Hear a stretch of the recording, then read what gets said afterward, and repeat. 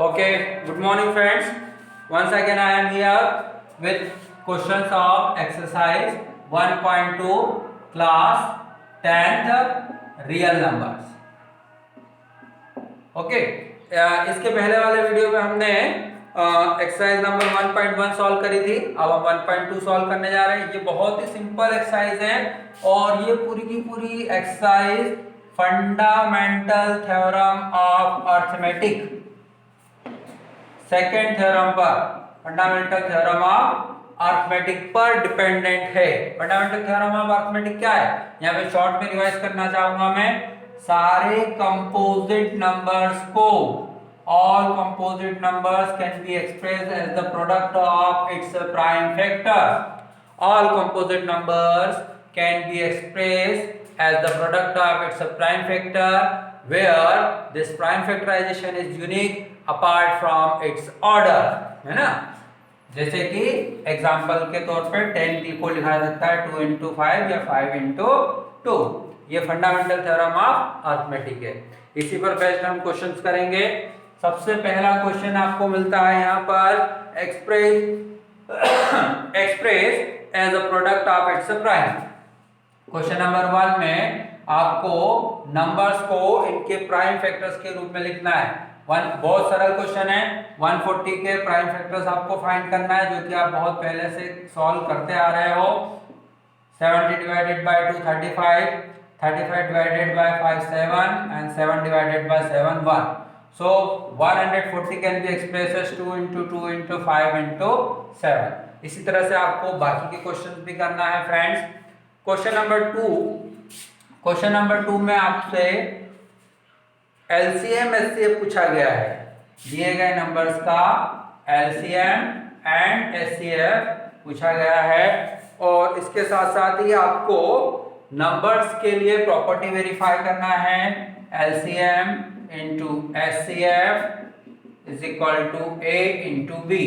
ये प्रॉपर्टी क्या है, किन्हीं भी दो नंबर्स A और B का प्रोडक्ट उन दोनों नंबर के LCM और SCF के प्रोडक्ट के बराबर होता है।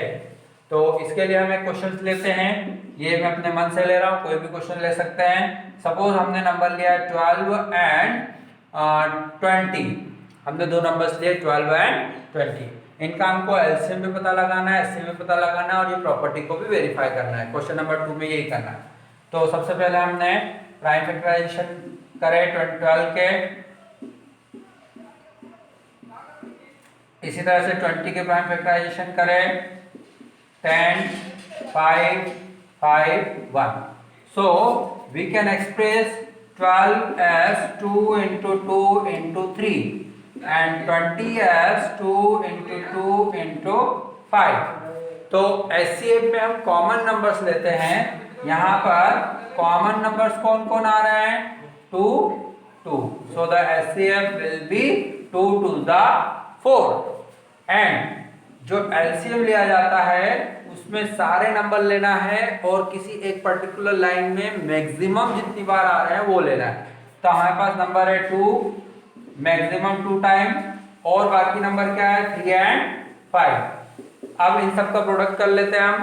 2 2 दा 4, 4 3 दा 12, 12 5 दा 60। तो 12 और 20 का SCF है 4 जबकि LCM है 60। अब हम प्रॉपर्टी को चेक करते हैं। प्रॉपर्टी में LCM इंटू SCF। LCM हुआ आपके पास में 60, SCF हुआ 4, 64 दा 240 और दोनों नंबर्स का प्रोडक्ट A इंटू B लिया 12 इंटू 20, ये आपके पास भी आंसर आ रहा है 240।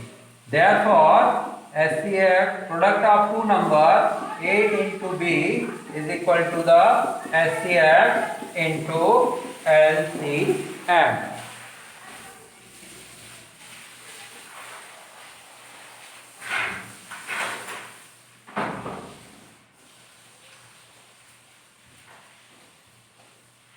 Okay, I hope you understood it clearly। अब हम इसी पर बेस्ड, ये क्वेश्चन नंबर 1 हो गया, क्वेश्चन नंबर 2 हो गया। नेक्स्ट क्वेश्चन आपको इसी तरह से कुछ है जिसमें आपसे क्या कहा गया है, आपको दो नंबर दिए हुए हैं 306 एंड 657, उनका एचसीएफ दिया हुआ है 9, आपको एलसीएम कैलकुलेट करना है। Once again I am repeating the question. Given that HCF of 306 and 657 is 9, find LCM. Question number 3. HCF of 306 and 657 is 9. Okay, so you have to calculate LCM. Okay. तो दोस्तों अभी जो हमने property लिखी थी, product of two number is equal to product of their HCF and LCM, इसी property का हम यूज करेंगे। यहाँ पर दो नंबर दे रखे हैं ए और बी, एचसीएफ दे रखा है, सिर्फ और सिर्फ आपको क्या कैलकुलेट करना है, LCM. Okay, so just apply the property. In place of A we will write 306, in place of B we will write 657, in place of HCF we will write 9 and simply calculate the LCM. Okay, don't try to multiply the numbers here. Okay, if you will multiply then divide by 9, then question will be very complicated. Okay, इनको multiply मत करना, simply transfer करो आप 9 को right side से left side, और multiply से किस पोजीशन पे आ जाएगा, डिवाइड वाली पोजीशन पे। और 9 से नंबर किसी भी एक नंबर को आप कट कर सकते हो, क्योंकि दोनों ही नंबर 6 से 9 से कट हो रहे हैं। 9 3 जा 27, 3 9 4 जा 36।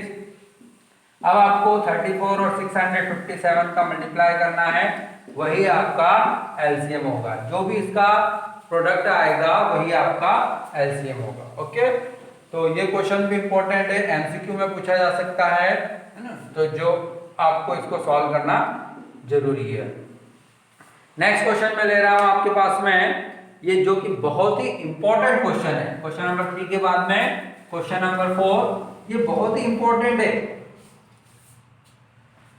इसमें आपसे क्या कहा गया है, I hope it is question number 5, 6 raised to the power n, check whether 6 raised to the power n can end with the digit 0 for any natural number n। 6 raised to the power n किसी भी natural number n के लिए, n क्या हो सकता है, natural number है ना, किसी भी नेचुरल नंबर के लिए 0 से एंड होगा, ये हमको चेक करना है।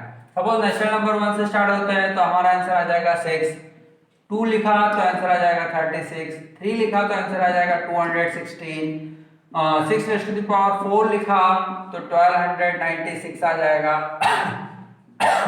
ऑब्जर्व इट, जब भी 6 का कैलकुलेशन किया जाता है 1 2 3 4 पावर में, यूनिट प्लेस पर हमेशा क्या आ रहा है, 6।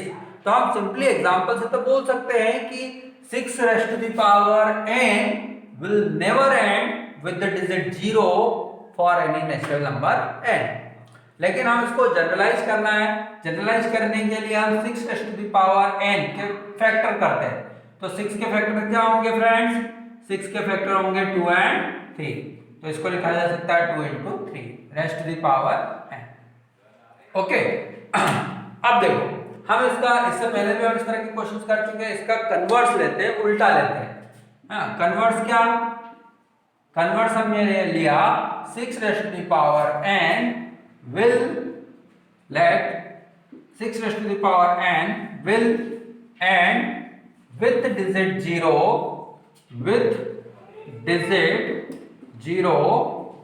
for any natural number n।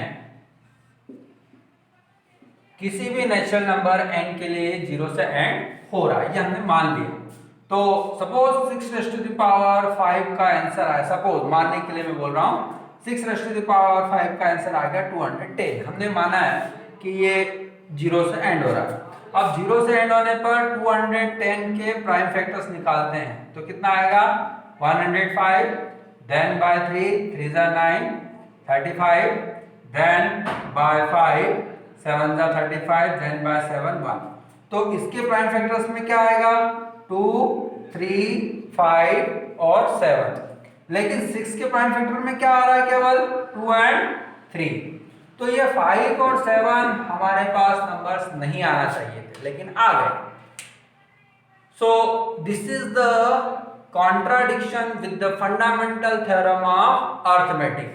Fundamental theorem of arithmetic आपने जैसे पहले की मैंने आपको बताया है कि सारे कंपोजिट नंबर को प्राइम नंबर के प्रोडक्ट के रूप में लिखा जा सकता है और ये प्राइम फैक्टराइजेशन यूनिक होगा, यूनिक होगा, यूनिक होगा। इसका मतलब 6 के फैक्टर 2 और 3 है तो हर केस में 2 और 3 ही आएगा, है ना। जैसे ये यहां पर देखा 2 into 3, यहां पर देखा 2 into 3 into 2 into 3, कभी भी 2 और 3 के अलावा दूसरा नंबर आएगा ही नहीं। लेकिन यदि हम 0 लेते हैं तो कंपलसरी 5 आएगा। Okay, so that's why our contradiction is wrong and it will never end with the digit 0. Okay, 6 raised to the power n will never end with the digit 0 for any natural number n, for any natural number n, किसी भी natural number n के लिए 0 से and नहीं होगा। Okay, I hope you understood it. यदि समझ में नहीं आ रहा है तो आप इसका एक एग्जांपल दिया हुआ है 4 raised to the power n, example number 5 check कर लेना। एग्जांपल 5 दिया हुआ है वो 4 raised to the power n के लिए दिया हुआ है एनसीईआरटी की बुक में ही, उसको और थोड़ा सा रीड कर लेना तो आपको ज्यादा क्लियर हो जाएगा। ओके, नेक्स्ट क्वेश्चन एक्सरसाइज 1.2 का अगला क्वेश्चन मैं ले रहा हूं। ये भी इंपॉर्टेंट क्वेश्चन है और फंडामेंटल थ्योरम ऑफ अर्थमेटिक पर ही बेस्ड है। इसमें आपसे कहा गया है शो दैट या एक्सप्लेन, क्वेश्चन नंबर 6 कहा गया है explain 6 7 into 11 into 13 plus 13 is a composite number। हमको ये शो करना है कि ये जो नंबर है एक कैसा नंबर है, कंपोजिट नंबर है। ओके, तो इस पूरे नंबर में से क्या कॉमन लिया जा सकता है, 13 बचेगा क्या, 7 into 11 फर्स्ट टर्म में 7 into 11 बचेगा प्लस सेकंड टर्म में 1 बचेगा क्योंकि 13 बन जा 13 होता है, 13 एज इट इज, 7 11 जा 77, 77 प्लस 1 78। ओके, अब देखो 78 के प्राइम फैक्टर्स निकालते हैं। 2 से डिवाइड करने पे 39, 3 से डिवाइड करने पे 30 और 30 से डिवाइड करने पर 1, मतलब 30 तो एज इट इज रहा। 78 के फैक्टर्स क्या हो सकते हैं, 2 into 3 into 30। अब देखो friends please pay attention, 13 is a prime number, 2 is a prime number, 3 is a prime number, 13 is a prime number. So prime into prime into prime and the result will be composite number. So the given number is a composite number. क्योंकि हम ये जानते हैं fundamental theorem of arithmetic ये बोल रहा है कि सारे प्राइम नंबर का प्रोडक्ट क्या होगा, एक कंपोजिट नंबर। ओके, इस तरह से आपकी एक्सरसाइज नंबर 1.2 कंप्लीट होती है। I hope you understood. इसमें एक और क्वेश्चन दिया, उसको भी प्रैक्टिस आपने जरूर करना है। Thank you. Don't forget to like, share and subscribe my video.